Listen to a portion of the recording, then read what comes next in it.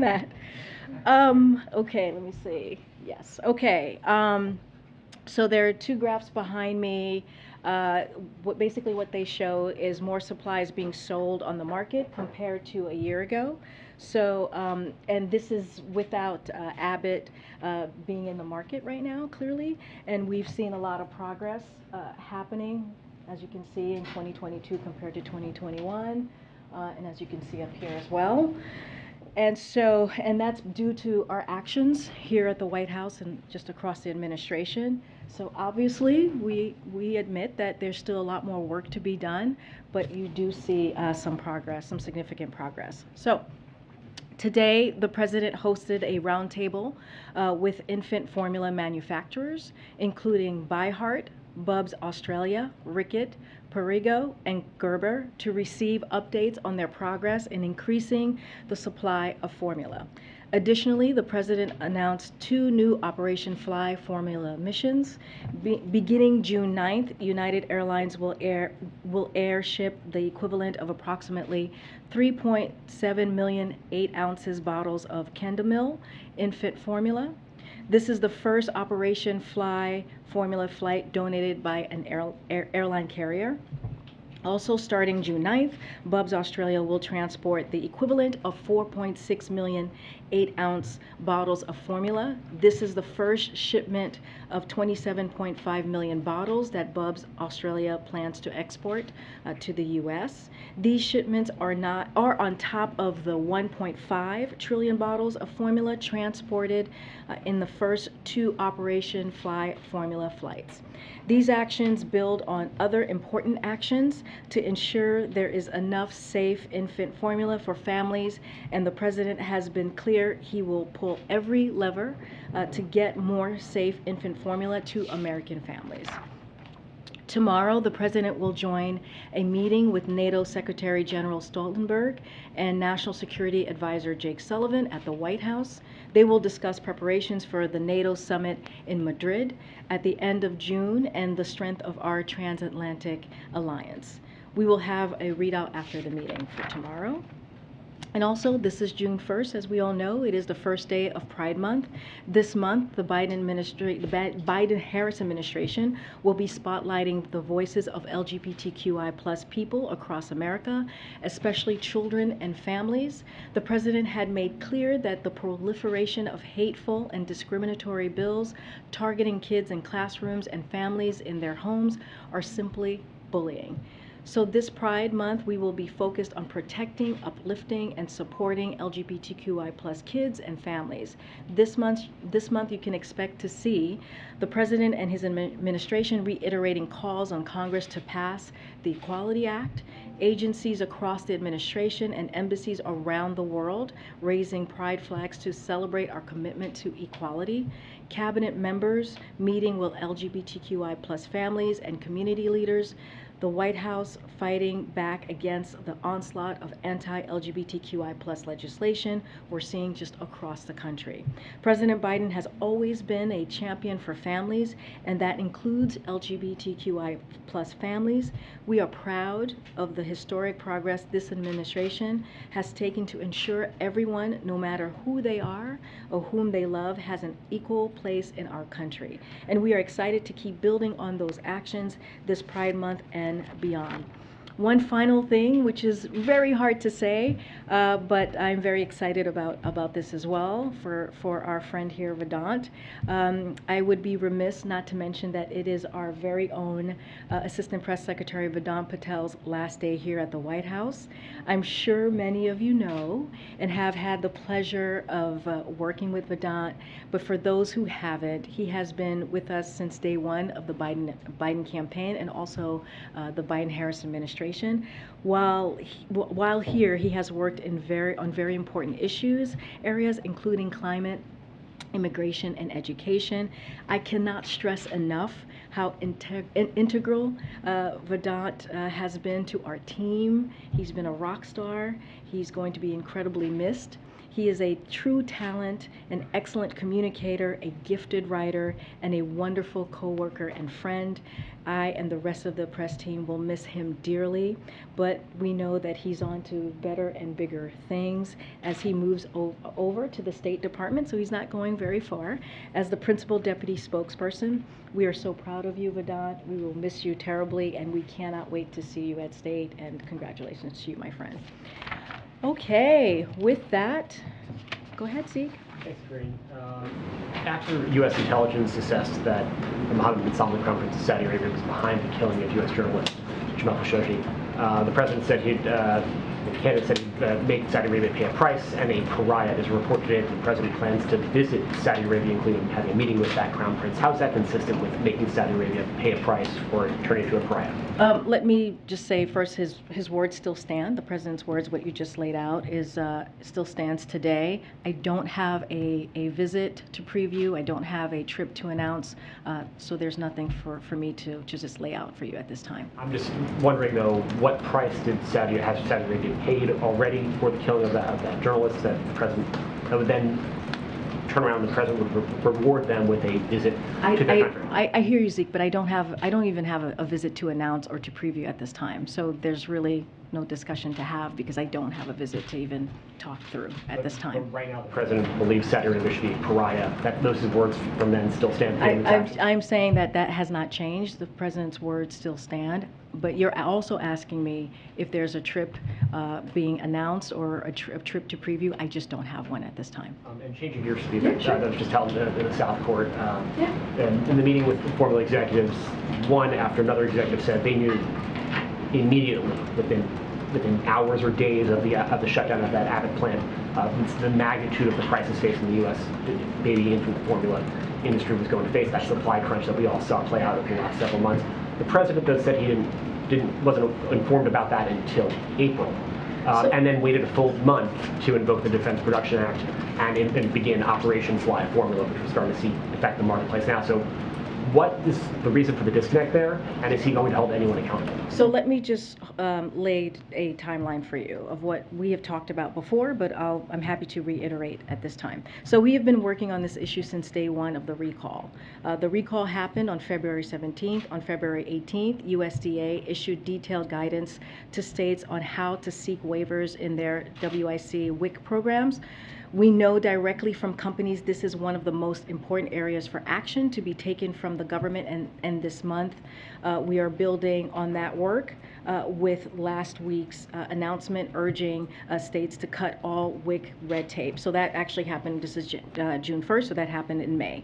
Also, importantly, agencies have been working closely with manufacturers to help them optimize process and boost production, which I just showed on these graphics that were behind me just a second ago.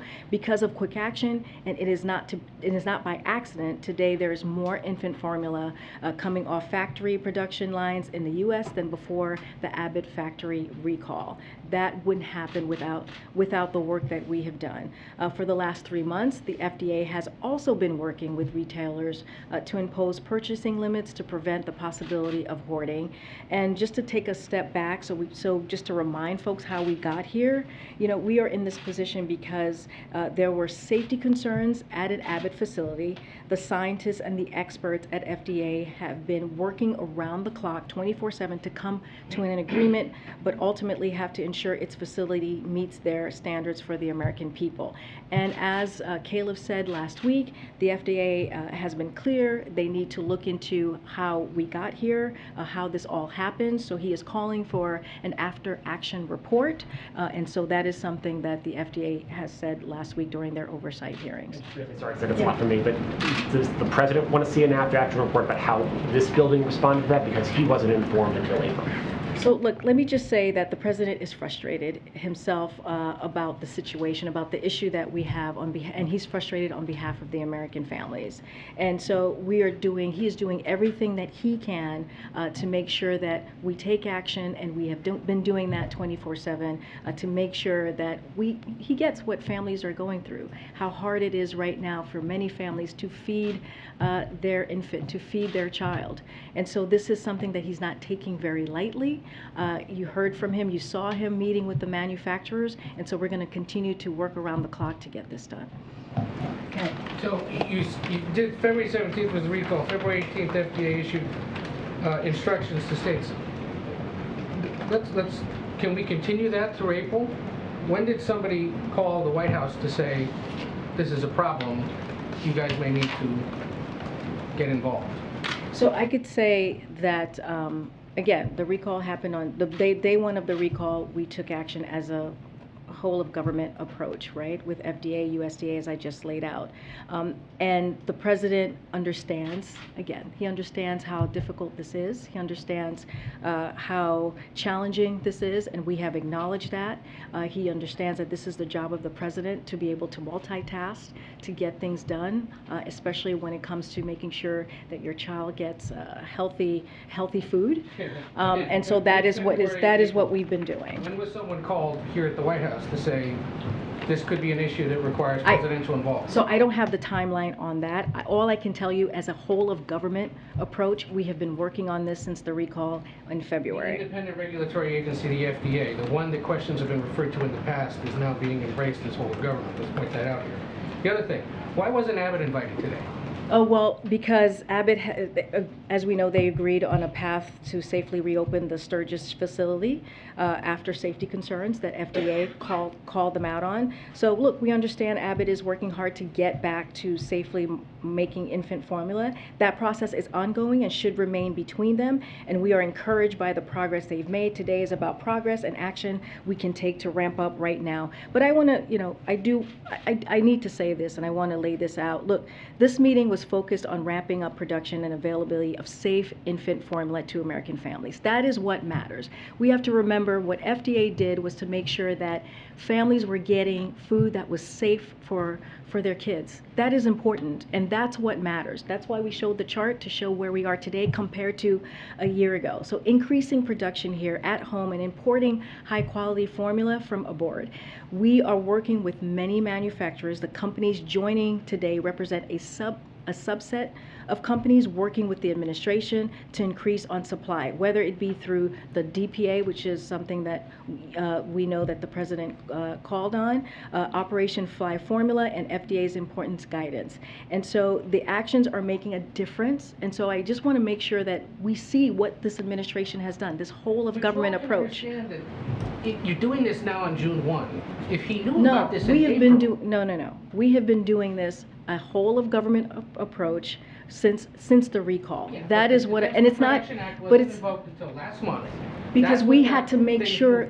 We had to make sure and really look into what would work and what was the best direction to move forward. That's what we have talked about. We have talked to you all every day that we can about each step that we're taking, whether it's the Defense Production Act or whether it's the Operation Fly Formula. So every step of the way, we've explained why we've taken these steps. We've explained what the process has been to take on these certain items. And so this is what we've been doing, and we have been working on this 24/7, and we have seen an increase of production. The president met with manufacturers today. He met with manufacturers 2 weeks ago, and so we have been working very hard to make sure that American families out there who have children are getting what they need, whether it's a mom, a dad, whether it's a caregiver, are getting safe and healthy products, food to their children. Just to put a finer point on that, is it my understanding that what you're saying is that even if the president had known sooner, before April, that your response would have been exactly the same? I'm not saying when the president knew or didn't know. He spoke, I know he spoke to that himself, so I'm going to let that stand. I am saying that we have been working on this. We, as a whole of government approach, has been working on this since the recall, which was in February. That is what I'm saying. I'm talking about internally, not just the agencies, not just FDA, USDA, but also internally. We have been working on this for months, and we have taken this incredibly seriously and have been in this briefing room, and the president has spoke to this on his own about the different steps that we have taken. And we've also laid out a timeline for you all so that you know what the steps that we have done. It sounds like you're saying, though, even if the president had known sooner, would that have made a difference? No, that's not what I'm saying. I'm saying that we have been working on this since we found out about the recall since day one. That is what I'm laying out to all of you as a timeline. That is what it's important here to know, that as a whole of government approach, we have taken this on since the first day that we learned about the recall. Okay, on another topic here, can you explain to us a little bit more the president's role in these ongoing negotiations over gun reform legislation? Because yesterday you said the president would get involved when helpful. A short while ago he told us that he has been involved.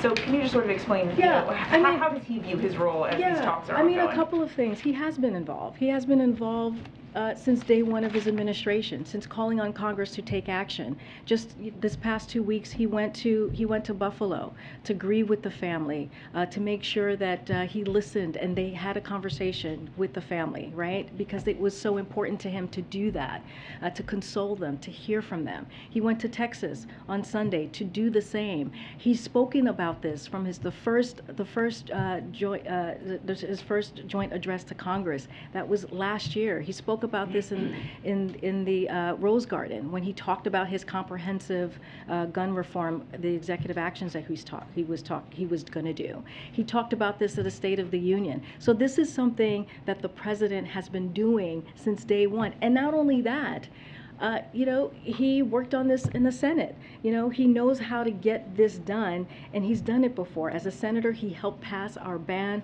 on assault weapons and high-capacity magazines, as well as enact the legislation that made the federal gun background check we use today. So this is something that he has been doing for a long time, and he understands what we were talking about yesterday. He understands how these negotiations work. Sometimes you have to give it a little space, so it has that quiet, so that congressional members, senators can work on the issue. But he has been involved from I would say, from day one, since he walked into this administration. But on these negotiations on any possible legislation now, is he involved right now, or is he giving them that space? He's giving them space to do the work, to have that conversation. But since the shootings, since Buffalo, our teams here, the Office of Leg Affairs, has had more than a dozen calls with the negotiators and senators and congressional members on the Hill. They have been having active conversation and working with them, or talking to them about what actions and steps need to be taken and where they are with the process. Go ahead. Just very quickly on Abbott. They've said that they can get the Sturgis plant restarted by Saturday. The FDA has said other things. What is your assessment of the credibility of that claim from Abbott? When did they say this? This week. This week, okay. I don't have it, we're gonna, like I said, we've been working very closely with Abbott, not we, but the FDA has been working very closely with Abbott to get Sturgis facility up and running. So that is something that they've been, in touch with FDA about. I cannot speak to their timeline. That's for Abbott to speak to. Clearly, this is something that we want to get done as soon as possible, but it also has to be done in a safe way. Okay, and then on the president's New York Times op-ed about Ukraine, he said that the policy here is to see a democratic, independent, sovereign, and prosperous Ukraine. But he did not say within its internationally recognized borders. And so we're wondering if that was a deliberate omission intended to signal that Ukraine is going to have to give up some territory in its negotiations with Russia. I wouldn't read into that in that way, but the president just put out a statement that I do want to iterate just 2 lines from it. The people of Ukraine continue to inspire the world with their courage and resolve as they fight bravely to defend their country and their democracy against Russian aggression. The United States will stand with our Ukrainian partners and continue to provide Ukraine with weapons and equipment to defend itself. The new package will arm them with new capabilities and advanced weaponry, including HIMARS, with battlefield munition to defend their territory and Russian advances. We continue to lead the world in providing historic assistance to support Ukraine's fight for freedom, and that is going to continue to be our focus. But is your assessment that they're going to have to give up territory as part of these negotiations? That's not something that I'm going to talk about this from the podium from here. And then just one last thing, the Bolsonaro meeting that's happening at the Summit of the Americas, do you guys have a date on that, and are you going to raise concerns with Bolsonaro about his questioning? I don't have anything to preview at this time on the Summit of Americas for you. Go ahead. Karine, just to follow up on the baby formula meeting. Sure. So if the president is saying the baby formula manufacturers knew that things would be really bad as soon as the Abbott recalls happened, the shutdown of the plant happened, but he did not, I guess, can you help us understand why they knew but he didn't? Who failed to inform him? Why didn't he know if they knew?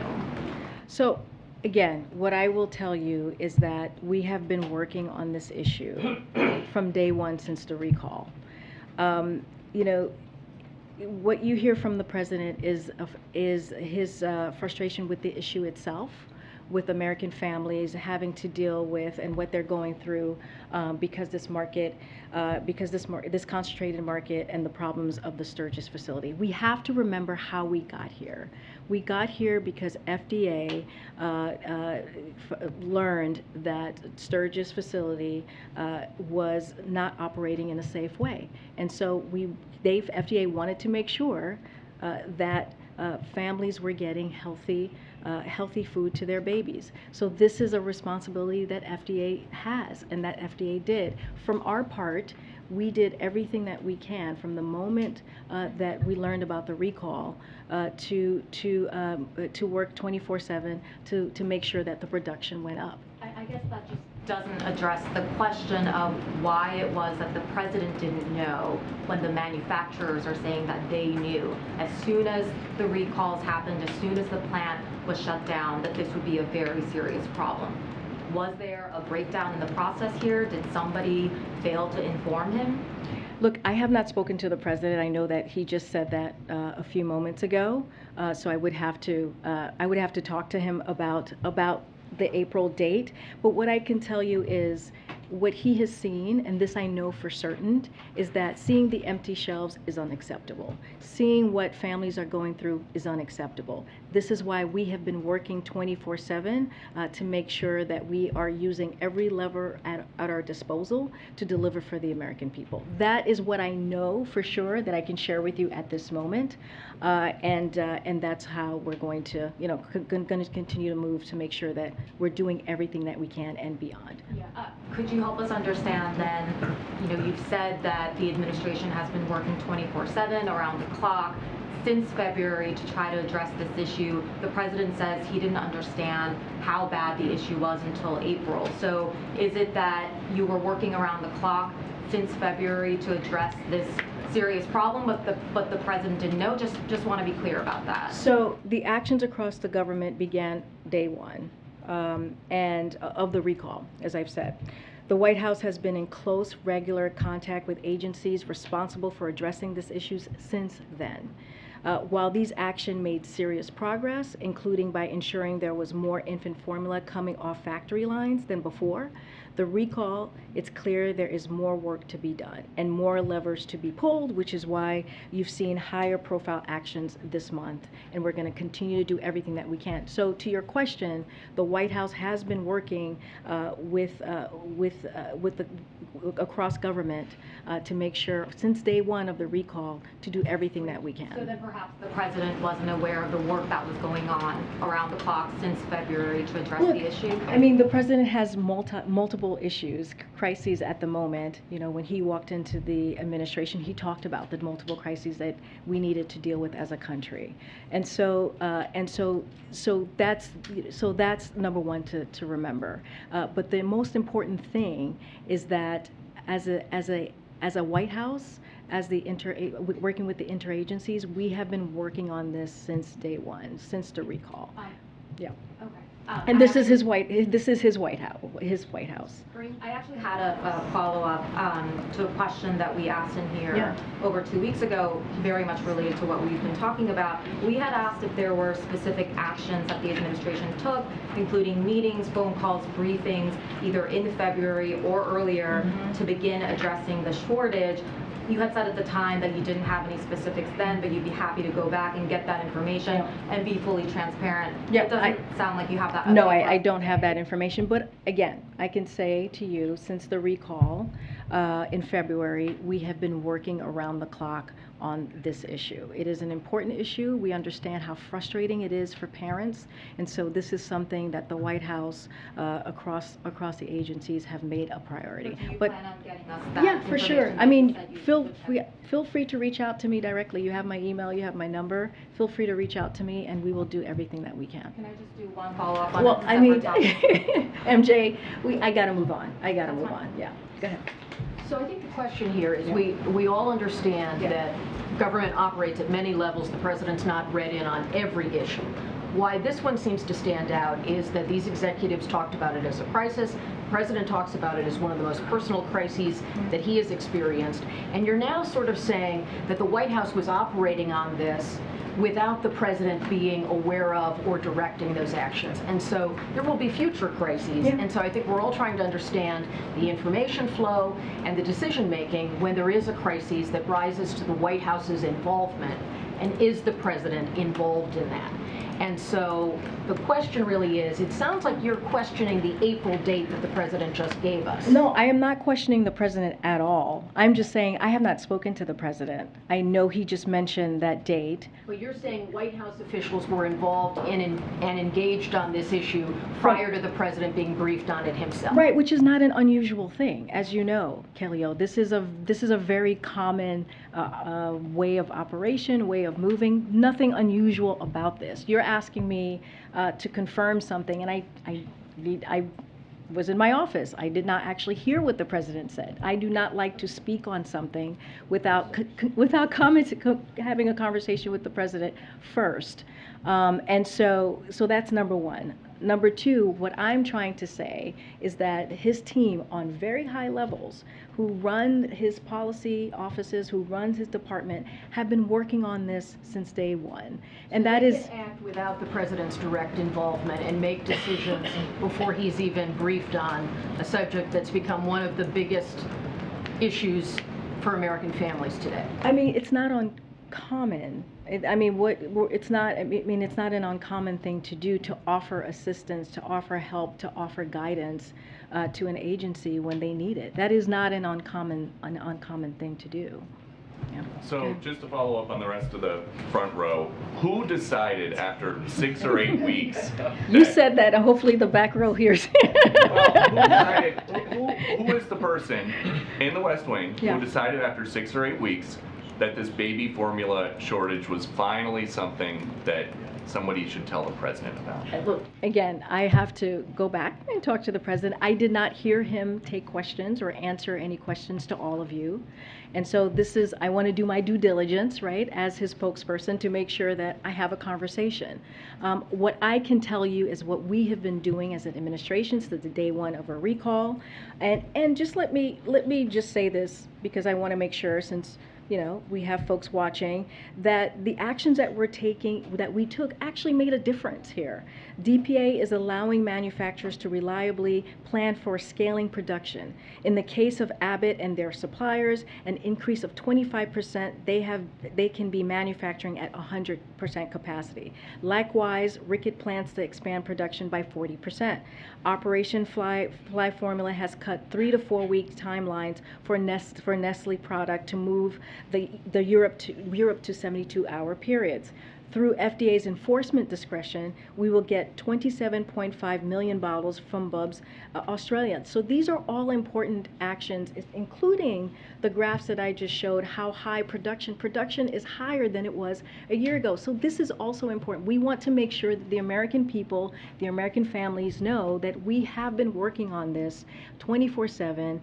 The president has done everything that he is able to do, or has been able to do, and will continue to do more work, because we understand there's more work to be done. Okay, another big topic. When are you guys going to admit that you were wrong about inflation?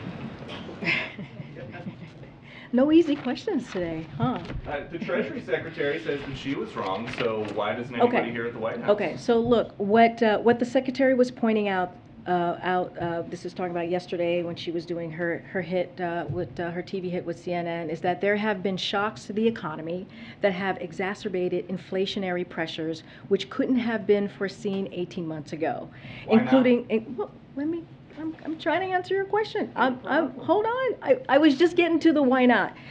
Including Russia's decision to invade Ukraine, multiple successive variants of COVID, and lockdowns in China. As she also noted during that interview, there has been historic growth and record job creation, and our goal is now to transition to steady and stable growth as inflation is brought down, as Brian Deese said yesterday to all of you when he was standing behind this podium. So the President's economic plan, as we see it, is working. Just today we learned that the manufacturing was up in May, building on the 545,000 manufacturing jobs have been created since he took office. Further proof that companies are investing in America. We are on a path to stable growth, and we are addressing supply chain problems. Our plan to tackle inflation, lower costs, reduces the deficit, and respects the FDA's independence. It's the best way for us to achieve sustainable and durable economic growth. So that's how we're doing, the work that we're doing every day to make sure that we attack lower costs, higher costs. Just that I understand, the Treasury Secretary says that she was wrong, but the White House was not wrong about inflation. Here's the thing: we have achieved a. First of all, I explained to you what she was trying to say, so I just laid that out. So those are your words, not my words. I just laid out what she was trying to say and tried to explain in fullness. Her part in her answer. We have achieved a historic recovery through an extraordinarily unprecedented economic moment. The President has consistently noted that the primary drivers of inflation are the pandemic and Putin's invasion of Ukraine. The twists and turns of both these monumental events have affected energy prices and also food prices that we have seen these past several months.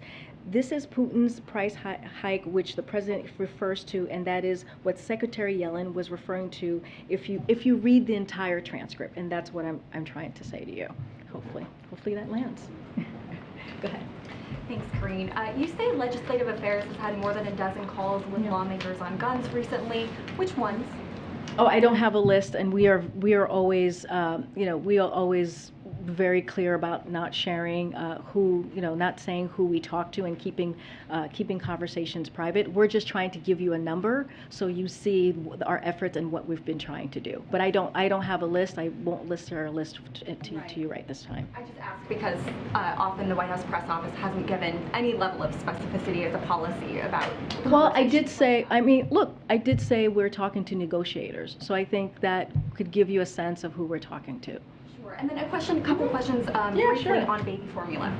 Would the President support the FDA continuing to allow more foreign imports of baby formula permanently, more than just a temporary solution, given that we're seeing that this can become a crisis very quickly, given that we have just a few manufacturers who have a corner on the market? Well, we understand that we need to look at this further and figure out what needs to be done so that this doesn't happen again. I don't have anything new to share on if this is going to be a long-term way of moving forward with baby formula. I don't have a policy update on that, but I know to tell you now, as I've been saying, we are doing everything that we can possibly to make sure that the American families are getting their children healthy and safe formula. And then just real quick follow-up.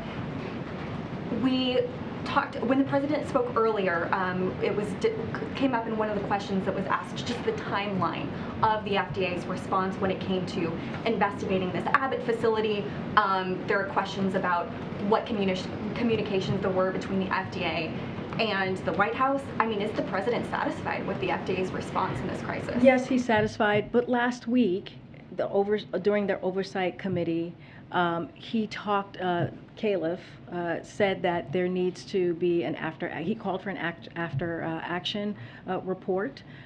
He appointed Woodcock to doing that after action report. He wants to get down to the bottom of what happened, and so that is important. I don't know if you're asking me, does he still have confidence in the FDA? He does, and the FDA themselves are going to try and figure out what exactly happened and how do we avoid what happened these past several months with Abbott and their facility shutting down. And so that is an important thing as well.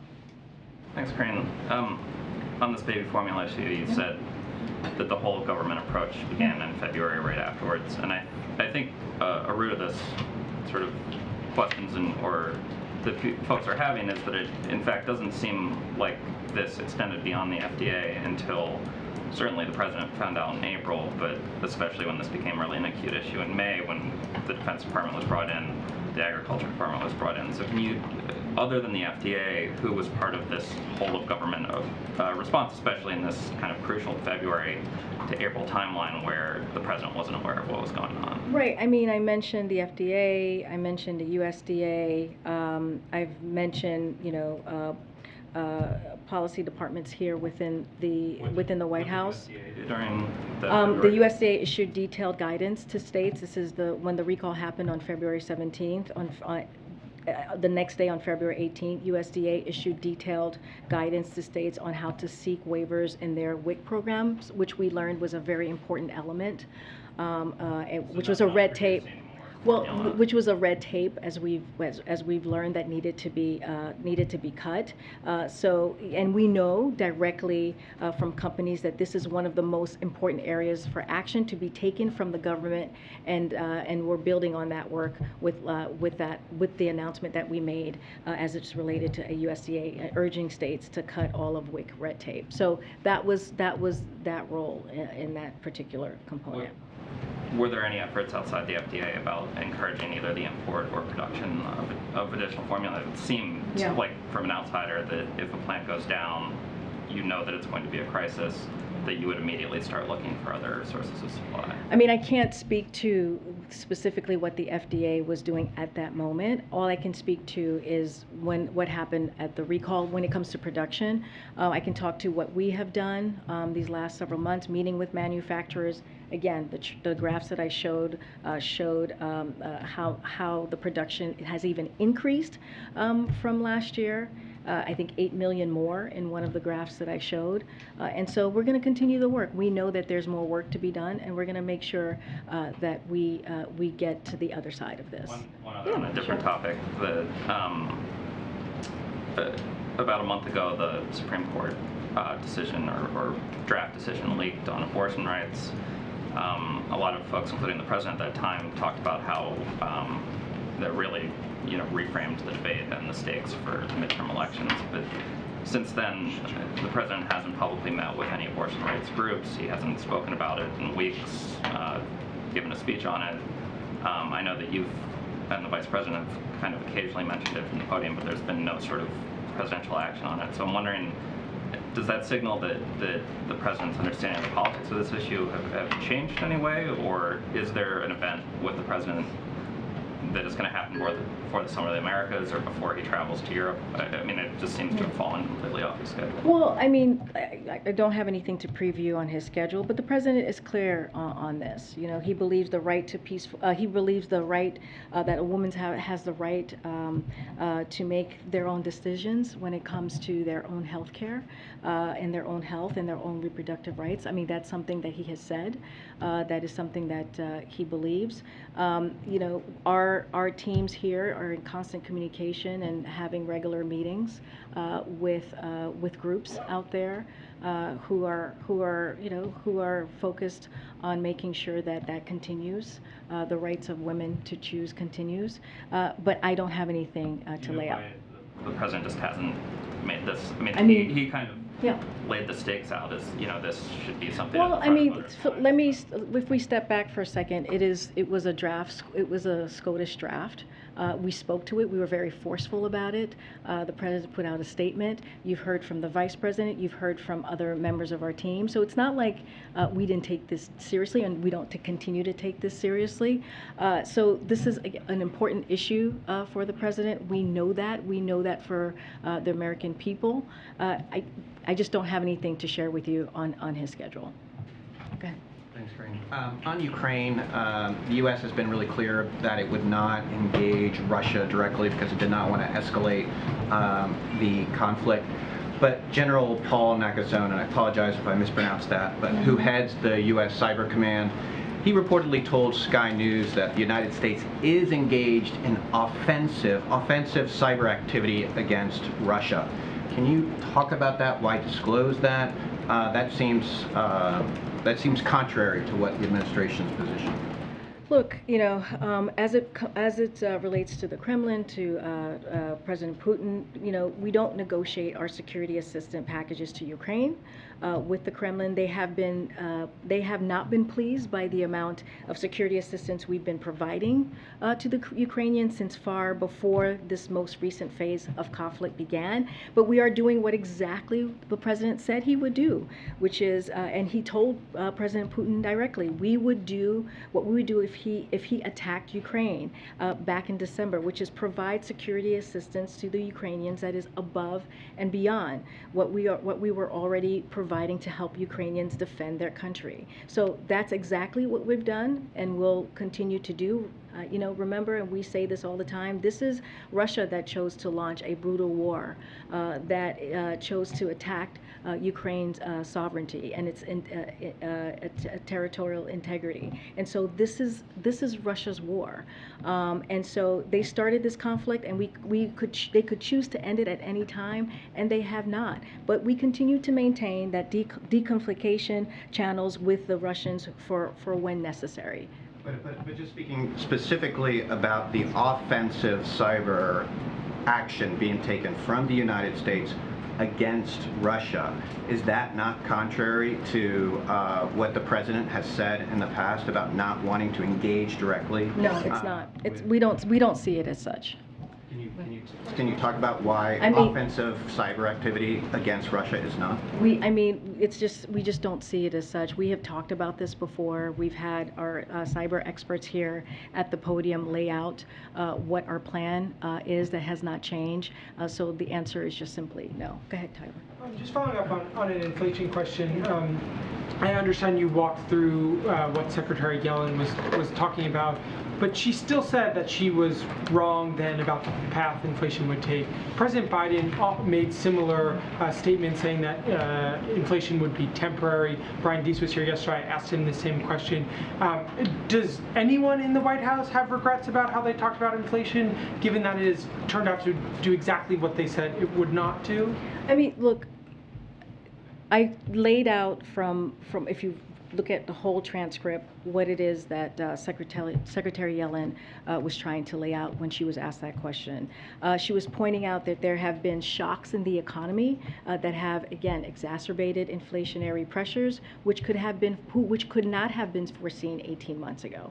I mean, that is just a reality that we're working with. And what all of his top aides said turned out not to be true and turned out not to happen. So I'm wondering if there's any sense within the White House that was a mistake to say so, given that it turned out to occur very differently. Again, there were certain shocks to the economy that exacerbated the inflation pressures, right? So that includes Russia's decision to invade Ukraine, multiple successive variants of COVID, as I've mentioned already, and the lockdowns in China. The president has consistently noted that the primary drivers of inflation are the pandemic and Putin's invasion of Ukraine.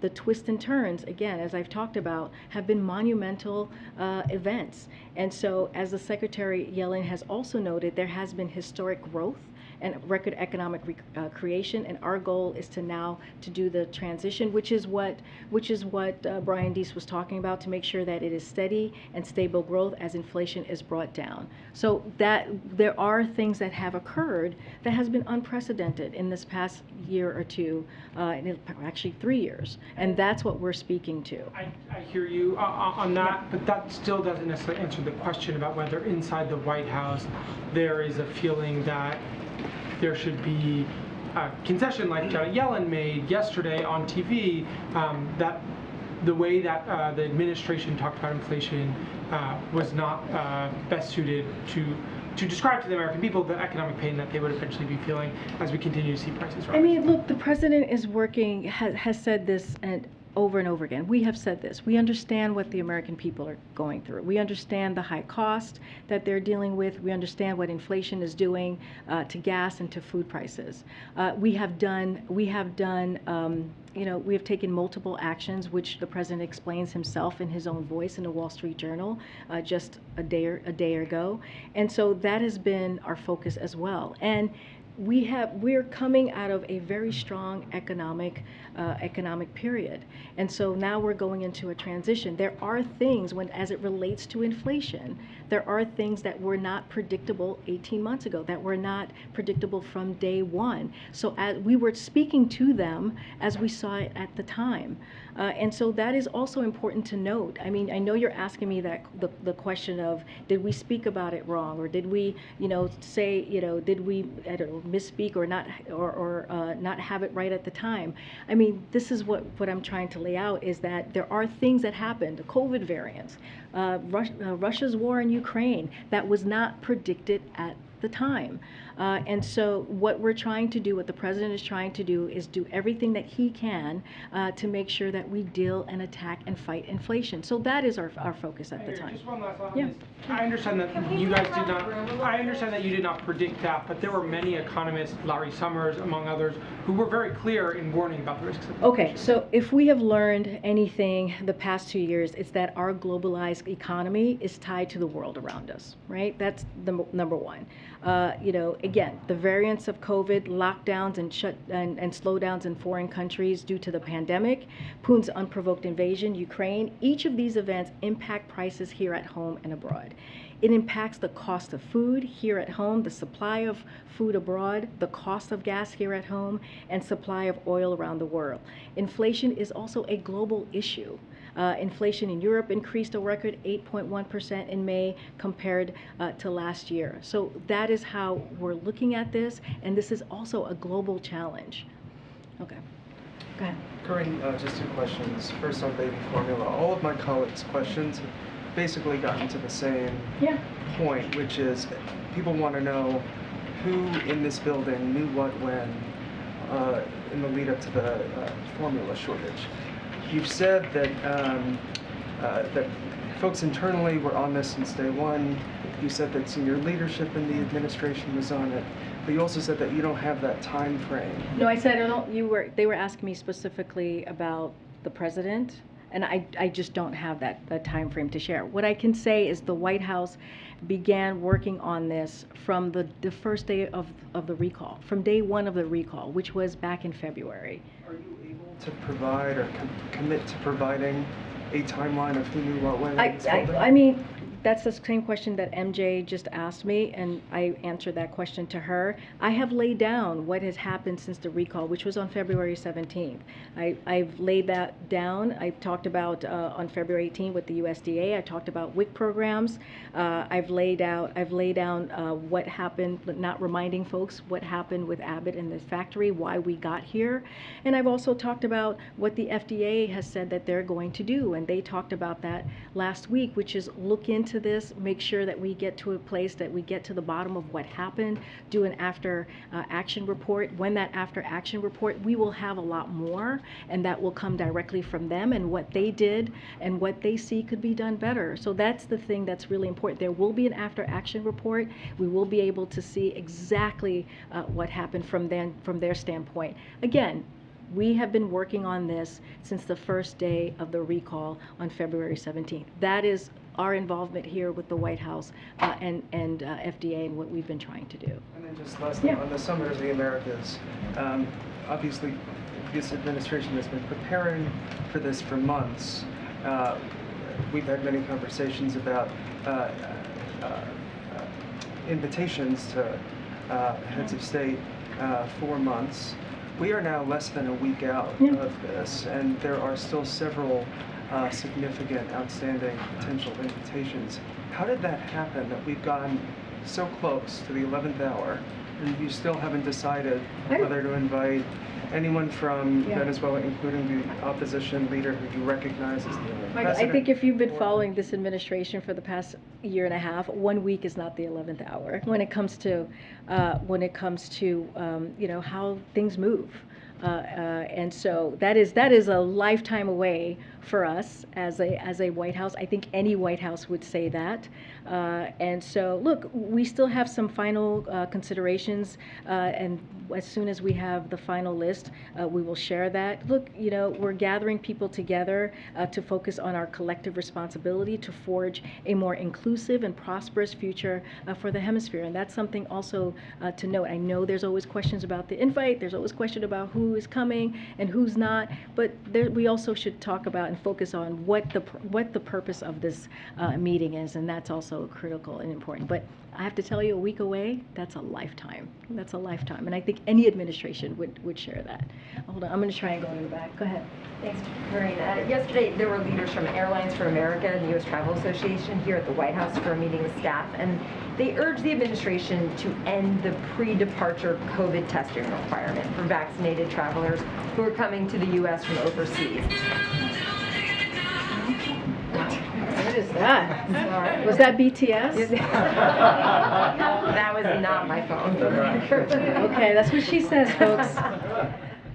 Is the administration considering ending that requirement for COVID testing for international travel? So we're constantly evaluating our policy. The pre-departure testing requirement remains in place as we have it today, and any decision on pre-departure testing requirement would be made by our health and medical experts. Is there a sense of how long that could and should remain in place at this point, and what purpose it's serving right now if people in the United States can travel freely without any sort of testing? I mean, I don't, it's in constant evaluation as I just laid out. I don't have anything more to share from here. Oh my gosh, I'm trying to see who to go to. Go ahead, I don't think I've called on you in a while.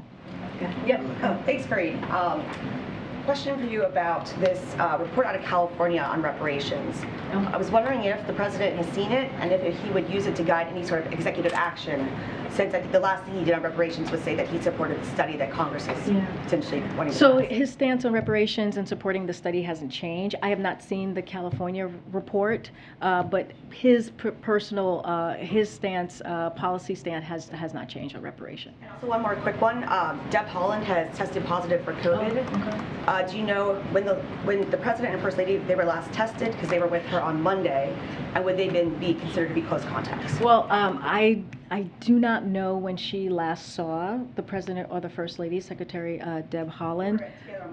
Oh, were they? Okay. There are pictures of them. Okay, great. Well, thank you for that reminder. I know that, and we've said this multiple times, the president has a regular weekly cadence on testing that has been approved and talked with his doctor. I don't have when the last time he was tested.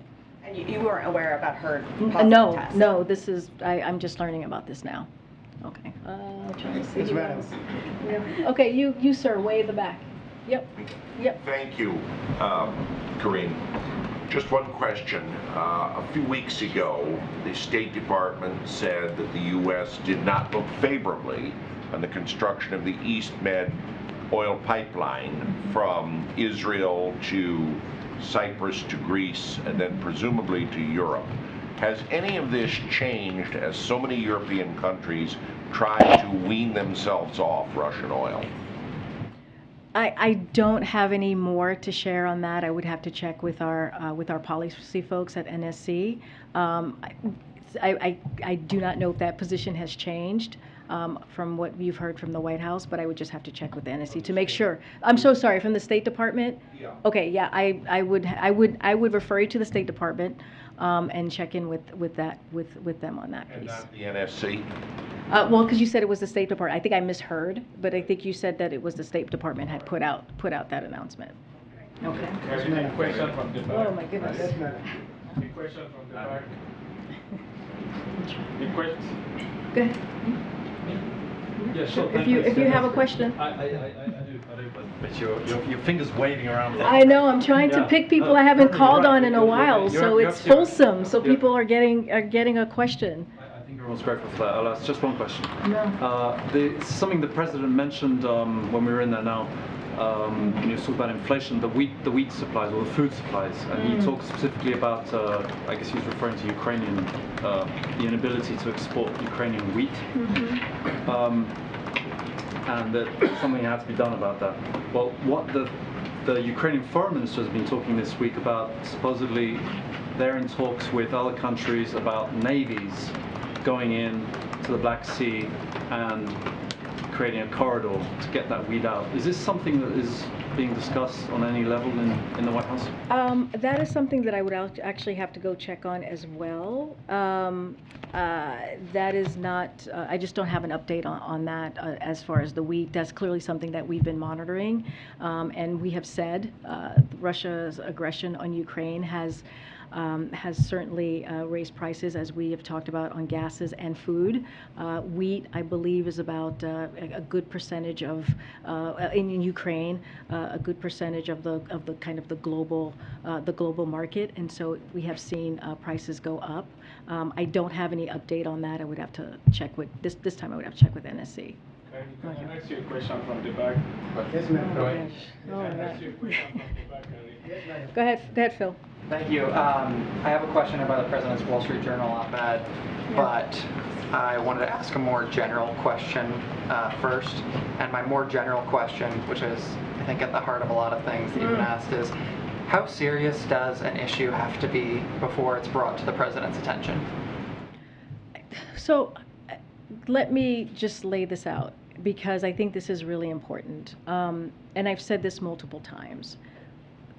The reason that we are where we are with Abbott and this facility, with the baby formula in this current situation, and we have seen production go up, again, the graphs that I showed, and that has happened because of our involvement in what we were able to do.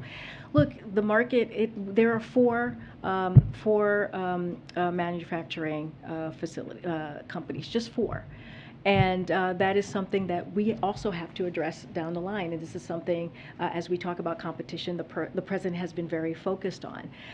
But FDA, as we've said, called out a safety hazard, a safety issue with Abbott, and they had to shut down one of their facilities. When that happens, they do all the things that happens when a safety issue comes up, and Abbott had to shut down that facility. So that's the thing. That's why we got to where we got to. From the moment that we heard of the recall in February, on February 17th, as I've laid out, we took action.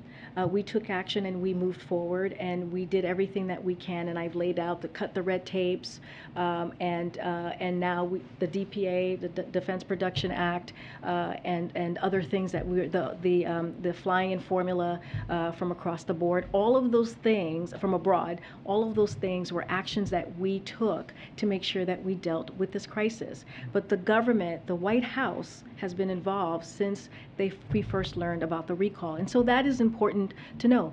The president deals with multiple crises. His administration deals with multiple crises. When we walked in a little bit over than a year ago, we talked about the economy. We talked about COVID.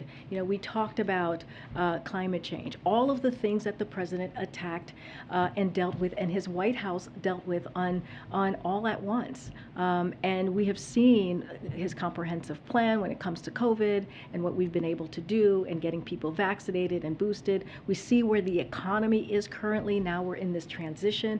All of those things are important to note, that there are always multiple crises happening that we are dealing with all at once. And then on the Wall Street Journal op-ed, in that essay, the president reiterated that he supports the independence of the Federal Reserve. He called on Congress to pass tax credits, and he also called again for changes to the tax code to bring in more revenue to drive down deficits. Correct me if I'm wrong, but these proposals aren't exactly new. I mean, we're coming up on a 40-year high of inflation. Does he have anything else? Yeah, I'm happy, and I'm happy to lay that out as how he's fighting inflation. Look, as you just said.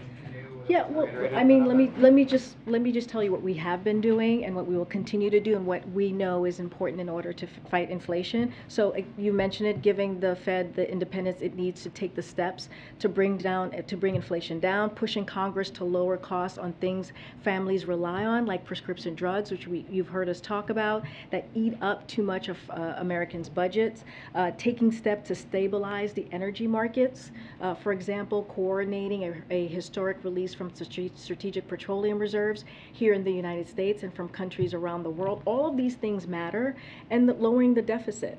This is a place where we have made notable progress, as we've talked about, more than $1.5 trillion in reduction in the deficit this year alone, and we want to keep making that progress, so that's not going to end there.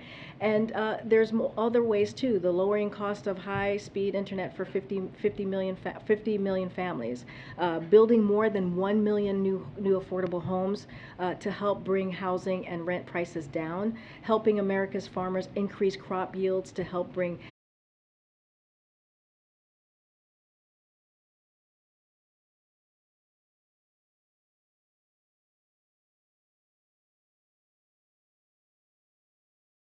There's an array of issues to focus on. I would reach out to her office directly. Can I have a follow-up on China? China has called for the United Nations Human Rights Commissioner to investigate mass shootings and gun violence in the U.S.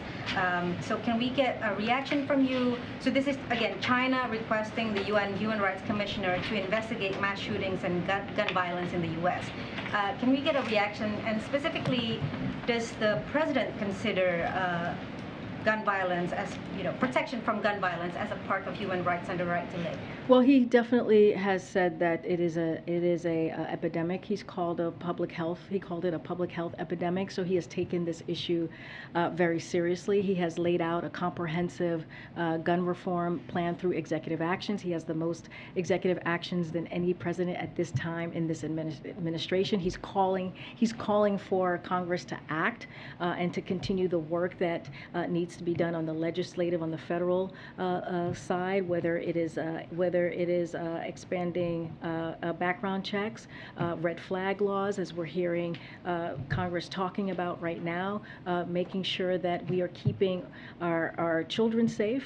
We're keeping, churches and places where people go to like grocery stores or any public facility or even your home safe. And it is really important to this president. He's made this a priority since he was a senator and a vice president and now as a president.